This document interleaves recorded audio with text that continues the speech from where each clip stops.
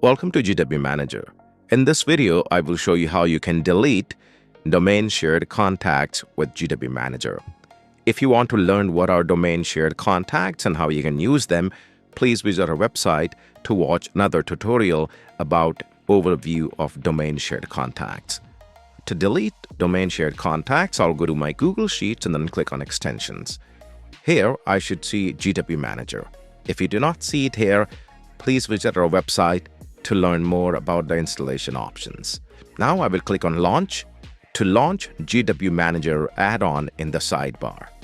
Once it is launched, I will click Features and then select Manage Shared Contacts. And then I will choose the sub-feature, which is Delete Shared Contacts. We do not have Delete Shared Contacts sheet inserted yet, so I will click on Execute to insert it. Once this sheet is inserted, GW Manager will take us there, and it is asking for the contact ID for the domain shared contact that we want to delete.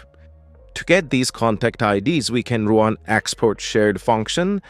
It's pretty simple. Under Manage Shared Contacts, you can click on Export Shared Contacts and execute that, and it will give you all the domain shared contacts, where the first column will be contact ID. So I will copy these three, come to my delete shared contacts, paste these,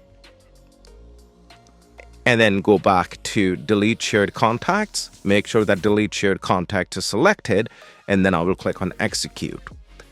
And GW Manager, within a few seconds or minutes, based on the number of entries, will let you know that those contacts are successfully deleted. And to confirm that, we can go to Export Shared Contacts, and we can run the Export Shared Contacts function again. And this time, we are expecting these three to go away because we just deleted them. And indeed, that's the case. So this is how you can delete domain shared contacts in bulk with GW Manager. You can do much more with GW Manager, and we are constantly adding new functionalities based on customers' feedback. Please visit our website gwmanager.com to learn more.